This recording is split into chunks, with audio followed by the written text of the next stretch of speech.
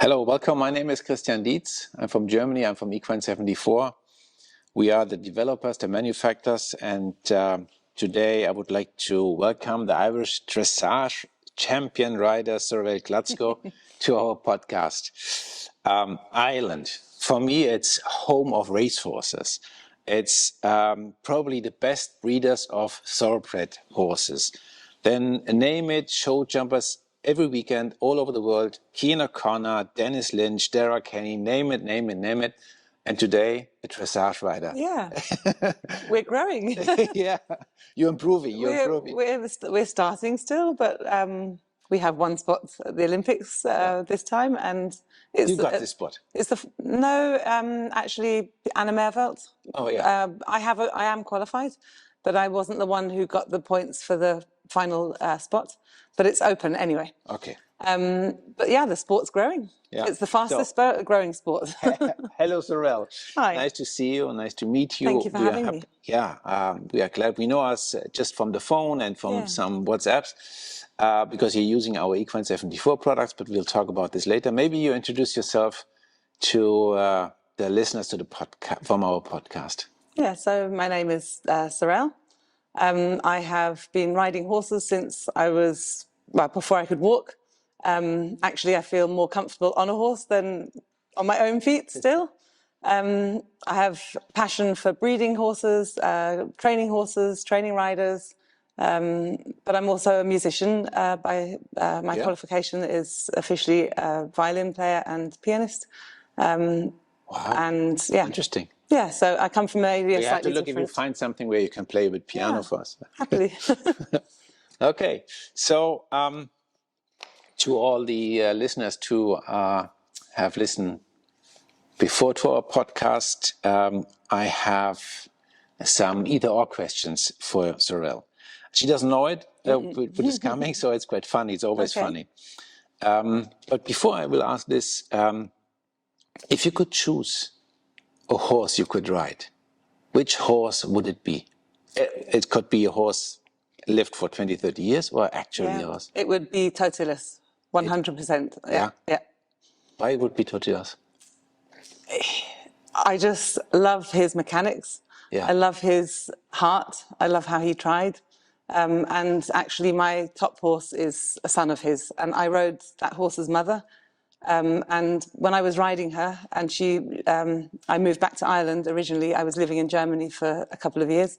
The breeder, the owner of his mother, wanted to keep him in Germany. And so I said to her, if you ever breed, please use Totilas, because one time I want to feel how that horse felt. And I remember the first time I tried to ride a cant pirouette on the horse, and I said, I got goosebumps, and said, that's how it should feel. Yeah, and I think that's the horse I would love to ride the most. I wish I could have ridden him. Okay, interesting. Okay, either or questions. Breakfast or dinner? Dinner. Okay. Coffee or tea? Coffee. Cake or pie? Oh, pie. Ice cream flavor, chocolate or vanilla? Probably vanilla. Okay. Doing sport or listening to music? That's impossible. They're my two favorite things. Sport. Okay. Covered book or an e-book? Covered. Yeah. Pen or pencil? I love art, and I don't like writing very much, so pencil. Pencil, okay. Facebook or Twitter? Facebook. Insta or Snapchat?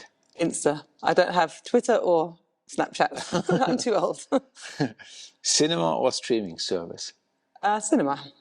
Interesting. A lot of writers say, I'm so many times away from home. I love to be home. Cinema, yeah, sometimes. But no, I would like to stay home. I love the whole experience of the cinema. It's with the family, with my kids. And it's something, we just love to do. And I love the kids' movies. It's my excuse to watch kids' movies. Go out or stay at home? Stay at home. Doing laundry or vacuuming? Neither. My horse is stable. I introduce you to a few words, and please tell me what comes to your mind when you are thinking about. Okay. Galileo. Oh, yes. You know him? I know him. I met him. You met him? I met him too. I rode one of his direct sons. Yeah. Doing dressage, who was supposed to be a racehorse, and my friend rescued him. He was on the way to being fed to the zoo, and she paid €100 for him, and his cover fee was 500,000. Yeah. And I did dressage to M level on him, and great. Oh, what an amazing horse! Galileo was unbelievable. I met Galileo, him I went to Coolmoorstad. Yeah, me too. That's where I met him too. I stand in front of his box, and he came out. Cheeky and gentle, and yeah. Unbelievable. Quite like Rock in his character. Really strong and powerful. Yeah, and he knows exactly who he is. Oh yeah, yeah, yeah. I was standing there, and he knows I am the boss of the bosses. Rembrandt. He was my favorite horse through my whole childhood. Yeah. Nicole Uphoff. I loved her riding style. I still do now. Elegance. I can picture her riding the Grand Prix Special when I was maybe 15 years old, and that transition from passage to extended trot was just so light. Goosebumps, yeah. Gio in Aachen. Gio in Aachen with Charlotte Dujardin. No, sorry. Aachen. Aachen. Yes, Aachen, my favourite place. Yeah. And the one place I dreamed to ride, more than Olympics, more than any other place. Aachen is I was there last year, on foot. And I just said, it's the last time I come here on foot. I have to be riding next time. Amazing show. Dublin Horse Show. Yeah, it's crazy. Isn't it? Yeah. But also amazing. A complete experience, I think. Mm-hmm. Of horsemanship, of dealing, of shops, of arts and crafts, of the city of Dublin. It's, an amazing experience. Yeah, I think when I was there the first time I saw on the big stadium, there was the Nations Cup, and on the other side, the pony riders. And I don't know where more people were listening. The ponies, I think. The pony was crazy. It was so loud. Yeah. And then the hunters and the showing, the Connemara ponies. Everybody's nice. And then on Ladies' Day, when everyone dresses up and they win like €20,000 for the best dressed, and everybody makes a really big effort. Yeah. Okay, last word is Olympics. Dreams. Oh. Big dreams, yeah. It's simple. Okay, this was our first question round, and now let's have a look at your daily life. And I know that our listeners love to know about the daily routine. What are you doing? So, how does a normal day look like in the stable for Sorrell? So I'm a mum with 3 children. So, in the mornings, they are my first priority. Yeah. My routine varies. So either I get up very early, like around 5:30, 6. I go feed and hay my horses, come home, do mummy duties, pack lunches, make sure their clothes are ready and take them to the bus. Or I have help in the barn and somebody else does that, and I arrive directly after they leave for school. And you're living close to Dublin, right? Yeah, we live 15 minutes from the city centre. Yeah. Alex, my other half, he's working in Dublin, and he also leaves early. We have no help with the children. We have no real help with the horses, so it's do it ourselves, so the house with everything. How many horses you have on a daily routine? I have 8 in training. 8. I have 4 youngsters, 4 3-year-olds and 4 2 2-year-olds that will come into the programme, but for now, 8, yeah. Okay. But 2 of those are my kids' ponies, so I ride 6 per day. I try they all get turnouts, I think routine out of the boxes as much as possible is really important. And the young horses I don't train every day. Actually none of my horses do dressage more than 4 times a week. They have a lot of variety in their training, so we have great facilities. We have a gallop track, we have a cross-country course, we have a show jumping arena, a big outdoor area, a big indoor. So I try and make it something different, nearly every day for them. And between genius and madness, which characters do you have in the stable, and which horse type? You're talking about Totilas, Rembrandt. What type of horse you?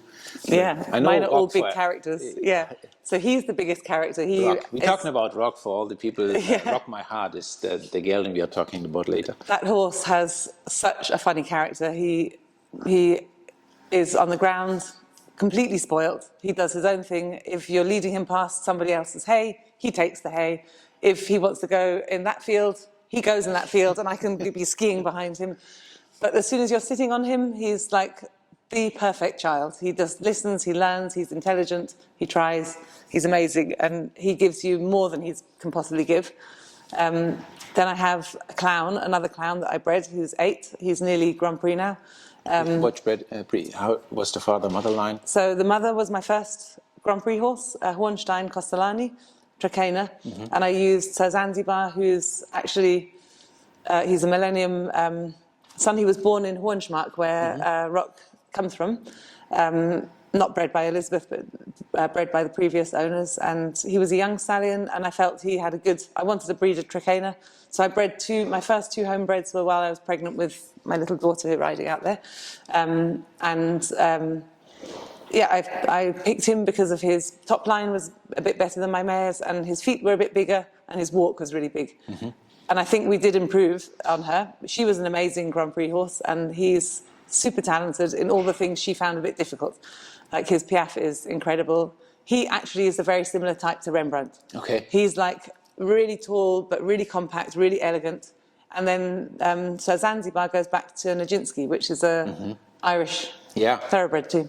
Another famous one for the Galileo this was a line. Northern Star. Yeah. So he has that in his pedigree. He's very blood. He's really naughty on the ground. He makes me look like I'm something like an amazing rider, because when I take him on the lunge, he's jumping like a kangaroo. When I put him in the field, he's doing cartwheels and bucking and jumping, and he's always playing and messing. And when I sit on him, though, also the same thing. He's like, whatever I can do to help. My little 8-year-old daughter rides him, and he does piaffe passage with her. He does flying changes. Oh, no. I think he'll be the children and horses horse for them in the future. Then I have an Indian Rock 5-year-old who is the sweetest thing you have ever met. He just stands there like this all day saying, "Kiss me, please, just talk to me." And then when I sit on him, I need my brave pants on because he is so big, he's so powerful, he's like a machine. He is bred by my friend who's over there right now, Hollander in Holland, and he's really special. I think they're probably the main big characters in my barn, those 3. And talk about Rock My Heart. You spoke a little bit, but talk about Turbo. So Turbo is another very special character, and right now he's with Steffi Wolf in Germany. I didn't breed him, but I rode his mother, and she was very special. I was training at the time with Huberto Schmidt, and he loved the horse. And I started this horse myself. I was his only rider the whole way through. I didn't begin him till he was 5 years old, and then by the time he reached 8, in a playful way, he was International Grand Prix. He did 3 years of Grand Prix with me internationally. We had some amazing highlights together, but we also had bad luck on the 2 championships. And I felt, because in Ireland we don't have many trainers based there, the best help I could get was send him to another rider in Germany. That's why he is at Steffi That's why I Wolf's sent place. him there. Oh, yeah. Okay. And she also adores him. He's a big teddy bear too. His character, he's huge, but he's gentle, he's sensitive, he's an amazing, kind horse. And she's riding her first international with him this weekend in Tolbert. Oh, yeah. So that will be fun to see, and strange. Yeah. We're both in the same competition, but I think it's going to be good with him. Yeah. Great. You talk a bit about the specialties. Needs hugs or long grooming, love the racetrack or cross country, because I saw the cross country is something. I don't know when it was in December or November. You sent me some videos from young horses where they are riding out on the racetrack or somewhere. So, do your dressage horses go out in every single one, in all the rain and the bad weather? And now I realised last week how useful it is, because we did our first international in St. Truiden in Belgium, and it was completely pouring with rain and wind, and he didn't care. I know he already did that style of work before, but all my young horses do that. Yeah. I mean, it's tempting. We have a lovely indoor arena, but they love it outside. They don't care. If they can gallop up the hill, they're happy. And talking about hugs and grooming and kisses. How about you? Do you need? Are you excited in front before a show, or are you totally relaxed? I get a bit nervous. I get a bit overwhelmed, maybe. But I think my character's more. I go more introverted, so I've become more quiet and more shy, as opposed to excited or crazy or over. I would maybe do not enough preparation because I want my horse to be fresh and happy. I'm not that type that goes a million times on the centre line and practice and practice and practice. I'd be more interested to just see how's the horse feeling, and yeah. And yourself, do you have a ritual to calm down a bit, or? Yeah, I like to listen to music and close my eyes and picture riding through the test. Actually, I got a really good piece of advice from a new person I met recently who is helping me with the saddle for Rock because he was uncomfortable in his other saddle, and he's from a company, Italian company, and he said, I want to give you one piece of advice. And I thought it would be, in the warm-up, maybe get down and push your saddle back 1 centimetre, or do your girth up a little bit tighter than normal, or something with the saddle. No, he said, you live in a beautiful area, or wherever you compete is beautiful. Take your shoes off and put your feet on the ground and just let the earth recharge you and find your energy go into the earth, and then sit on your horse and you'll feel much more close. And I tried it and it was amazing. It really helped me. Huh? I did it in the mud in St. and my feet went in the muck and the dirt, and I just thought, okay, just think about letting go of stress and taking the energy from below, and it really was amazing. I was calm and relaxed, yeah. Talking about competition, success, and also training, I'm always interested in optimize the health. When we talk about Equine 74, I'm talking a lot about balance. If you are, as a rider, not sitting in the balance of your horse, it can't work properly. And I think always this is what I'm telling my little daughter. A horse is sometimes like a mirror of yourself. If you have a bad day in school and you sit on your pony, I can tell you immediately you have had a bad day in school. Yeah. The horses is a mirror of yourself, and it won't work. So just go out in the field, go jogging, whatever, but don't work on dressage today. It doesn't make any sense. Yeah. So we try to get in balance with ourselves, with our horse, and the health is something very important.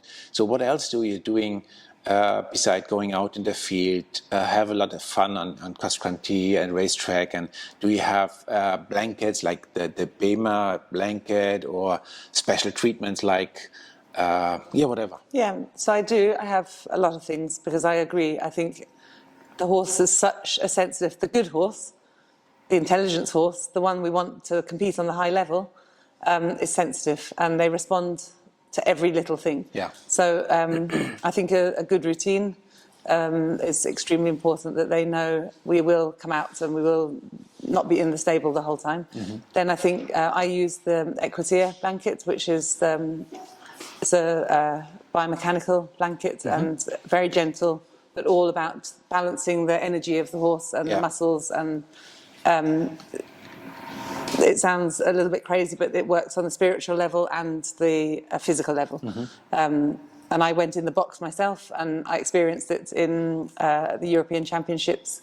It's quite amazing how the technology is able to pick up on how your brain's functioning, how your muscles are working, how your ligaments are working, how your bones, and so I use that regularly on the horses to help them stay in balance. I think downtime is important for them, recovery time, I call it, and also for me as a rider, to make sure I'm in good health. So I like to go running. I don't do gym workouts or anything, but I do go to do a run, because I think when we have a good control of our core, then we can help them in balance when we're training. And like I said to you, variety. I think if they have routine in their care, but variety in their training, so their minds are kept healthy, if they have a healthy mind, then the intelligent horse is generous normally. Yeah, then they are balanced back. So I think it's all has to do with balance. If you, in one of our last podcasts, we talked to Erin Charaklis. She's a US rider living in Germany probably her whole life. Yeah. And she talks a lot about calmness and composure in training, giving confidence to master new tasks. So, and I found in a podcast or online on Kim dressage, I found a sentence of Michael Jung, which I really also like to watch when he's riding, and he's always talking about communication. So he says, riding is always about communication with the horse. The more often I practice this communication, the better it gets. So how do you communicate with your horse? I do on many levels. I think for me, my horses and me were so fine-tuned. And I'm not sure if it's because some of them I bred, but some of them I didn't. The connection I have with my horses is like I can tell the second I walk in if something's not right with them from how their eye looks, or and I think the communication with each one is so individual and so different, and you have to be flexible in how you find the way to that they let down their guards and they allow you to show them how to do things. So. I think repetition is extremely important.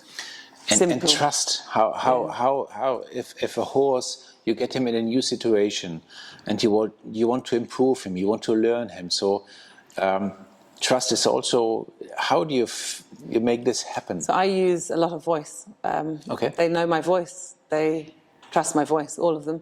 I do a lot of work on the ground with them. I mean, the ones I bred, they in the fields when they were 2 months old, I'm lying on the grass. I have photos of me with them lying down, and they're just close to me. I think you can really, when you're with the horse, feel the heartbeat nearly if you listen, and if they can respond to a fly landing on them, they're so sensitive. I try to ride with no gadgets on the snaffle as much as possible, with, if possible, no stick. I have spurs, but my legs are so long, they're not really on the horse mostly. I think confidence is keeping it simple, always finishing, when you're training, always finishing with something that they find easy. So if it was jumping, the last jump's always a small one. So that's what they remember. If it's with dressage, the last one is always an easy exercise. And something else I think is really good is that they feel comfortable in their bodies, then they can do the more difficult things. So I always start with my stretching at the beginning, a long walk, a lot of stretching, the difficult bits in the middle, but then I always finish on a long rein in a light seat, and even on international competitions, and people are noticing it now because they're like, there's she going around in her light seat again on a long rein. But if I do that at the end of a session, it doesn't really matter what happened in the training. My horse finishes confident, he finishes calm, he finishes comfortable in the body. Then when I start the next day, I start with something positive. So they're probably my main. So it's also a lot of structure and routine in the way you are training your horses. Yeah, and keeping it simple but clear. So I don't try, I mean, it becomes more and more difficult when you go up the grades. With a baby horse, you can say easy. Today we just focus on transitions and how my horse responds to my legs, or I want to make him a little bit more even on the reins and keep it one thing. But when you're trying to prepare for Grand Prix, then you're like, well, do I do the canter tour? Do I do the trot tour? Do I do the bits between? Do I do collection? Do I do extension? Do I do stretching him this way? And it's very easy to think I have to do everything. But to pick what you need to do to make everything better, normally it's just basics. And just thinking to sit you down on Sunday and make a plan. What are you training this week with each horse, or you have it always in mind, or you do it from day to day, or how do you? I think I try use the winter months to make a long-term plan for the horse, for each horse for the year. And I'm not a big fan of doing lots and lots of competitions when they're young. If they're ready for young horse competitions, they do them. But if it's that they really need to work hard to become ready, then they wait. I prefer not. but I like them to see the world a bit and see things. So we make a plan at the start of the year for each horse, what their main goal will be. And then we kind of work backwards. And then if I have maybe, for the international horses, usually I try to do maybe 2 competitions in a month, or 1 in a month. It depends where we are. And because with Ireland, it's a long way to go. So normally we go to a competition to Europe or to England, and we do 2 back-to-back and then come back. Okay. Then we like wait now maybe a we are month. in Belgium and Netherlands, and then you're I going go back. home. Yeah. Then I would like to do maybe Hickstead and Hartbury, or Windsor and Hickstead, 2 more, but it's in May, end of May. So yeah, and then when I'm getting on the more medium term, I sort of assess how the horse is feeling, if they're managing, what the goals were on the long run. And then on a weekly basis, it's more feeling then. I mean, normally my routine would be Monday, Tuesday, Wednesday, I like to do the dressage. And then Thursday, I like to take them for a hack. Friday, maybe a little jump or a canter. And then weekend, if it's a competition, they do that, or they just have easy time hacking, field, whatever. And then the actual training, that really is something that's my instinct, I think. I could tell you. And routine. It's really where the horse is on their scale of training and where their weaknesses are, what we need to work on, and balancing, improving the things that are difficult with building the things which are good. And yeah. And you said in a few minutes ago about Hubertus Schmidt. Did you learn everything from your parents, or do you have? Yeah, I think my mum helped me a lot when I was a child. She was working with some really good trainers, so she brought the dressage in, even though we grew up doing everything. And I wasn't really interested in dressage per se. As a young little person, I wanted to go fast, event, jump. And I did event, and I did show jump to quite a high level. I did student riding then later. But my mum was my main coach. And then I wanted to do my pony club exam, the final one, which is in England called the A test. Okay. And I needed to be on a stud farm, and I had never done any breeding. So I chose a stud farm in England called Catherson Stud. I grew up in England, obviously. And Jenny Lauriston Clark was the trainer there, and she was probably one of 2 dressage queens at the time. And she trained me then for quite a long time. I lived on site. I got honours in that exam. And then I did young riders with her. She lent me a stallion that was my first proper dressage competing. Then I went to Ferdi Alberg, who is German, trained with Klimke for 20 years alongside our previous dressage coach for the Team Ireland, Johan Hinneman. And those 2 were trained by Klimke for many years. So I think Ferdi brought a lot of the classical German-style dressage to me, and I loved my time with him. Then I went to Germany, spent some time with Hubertus Schmidt. Also was lucky to have some training with Balkenhol. And now I'm working a little bit with Steffi, a little bit on my own. And you're doing well. Well. Yeah, just trying to bimble along, really. Okay. I'm almost finished, to be honest. Would like to ask you something about Equine 74, the experience. The contact came about Hohenschmark. Yes. They told me that they have a lovely, very good mare. I think she's going in 3-day event. Lily Bell. Yeah, and Rock My Heart. And then she said Rock My Heart is leaving to Ireland. And I said, okay, then we have to give him some Equine 74 Stomach Calm Relax. And then, we get in contact. So, tell us, the people, the listeners, a bit, how do you feed it, or what are the feelings about the product? Where you're using it for sure on Rock My Heart, but I don't know if you use it on the other horses too. Every single horse in the barn now. Okay. Actually, I did hear about it a long time before Rock arrived, through a friend of mine, Liz. Do you want to come and join us quickly? We're nearly done. This is my lovely daughter who's just been riding. Come and sit here for a second, or here. We're nearly finished. I'm just telling them about Rock. This is Robin. Do you have a nice ride? Mm-hmm. Yeah, so I always want I'm going to just sit you there because you're munching and we've got the microphone. Too much chips.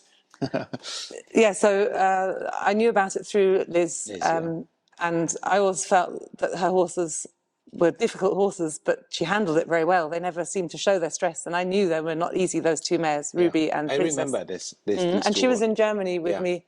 We were, when I had my coming Grand Prix horse, his mother, and we were often on the same competitions together. But when Rock arrived, and he arrived with a tub of powder from Equine 74, I wasn't sure at the time, and I had a few other things that I was trying to feed the horses. And when I looked at the ingredients and found out that they're very pure ingredients and they come from very, very good sources, and I think I didn't give it to Rock for a couple of days for some reason. I think somebody else was feeding him and he was very different. So I said, no, this is something he has to stay on, whatever. I have the two other horses that I started it on first, were one of them always has diarrhea, that within 3 or 4 days of feeding him the pellets, dried up, and he's much, much calmer. And the other horse was crib biting a lot, and he also stopped with that. Yeah. Like very occasionally now, he does it only. So so when he's really stressed, that will. Yeah, and then I also noticed his condition changed a lot. He was able to carry more weight. He's a really big horse. He's a really young horse, and suddenly, he's more exactly Novi. He did change, didn't he? He got much better. His coat came through much better. Beautiful dapples. The big neck started to arrive, and it's the follow up. People often ask me, what's doing it? I said, okay, it's an acid buffer. This is the first thing that it has to do. But if you can put out or reduce the acid, and you get a better pH balance in the pre-digested feed, which is going in the gut, then the bacteria in the gut can work much better. Yeah. So the whole metabolism, there's and everything. Even I can smell the difference in their droppings. Yeah. When the horses that are on it compared with the ones that are not. Yeah. And I find if we have a different kind of hay, because in Ireland we're having a lot of trouble with hay this year, aren't we? Yeah. And then everywhere they have, all over the world they have. And even the old ponies, they're just much better. They're much healthier on it. They're moving better. They're more comfortable. In the laundry in Jaffa, he does a really fancy dress. Yeah, so I think it really helps their well-being. And the paste, the Equine 74 stomach. I love that. That's like my secret weapon at the moment. I mean, this will be the headline of the podcast, the secret weapon. And I on the competition last weekend, 3 people asked me, what's that? And one of the girls, a Danish girl who I gave to her horse, was really stressed. She won the under 20, I think it was the under 25 class, or maybe the young rider. And she came to me after and said, thank you so much. That really made the difference. But I find, once it's warm enough and you can feed it, put it in the mouth, for me, any horse that's had it has had an instant effect. I haven't had one yet that I can say it didn't. I mean, I had one that in travel always was really sweating and stressy and pooping a lot. And he had it, and I gave it to him maybe 20 minutes before we left, and he walked in and travelled to the competition with no stress, no problems. And it really makes a big difference to Rock. Perfect example today, I had guests when I was tacking him up. I forgot to get the paste out, and I rode him, and he did one poop, and it was really loose. And normally they're perfect when he has it. So, keep everything in balance. So this is also what we are saying: keep your horse's stomach in balance, and everything is a lot of things are better. Thank you very much. Thank you so much too. Thank you for joining us from Ireland.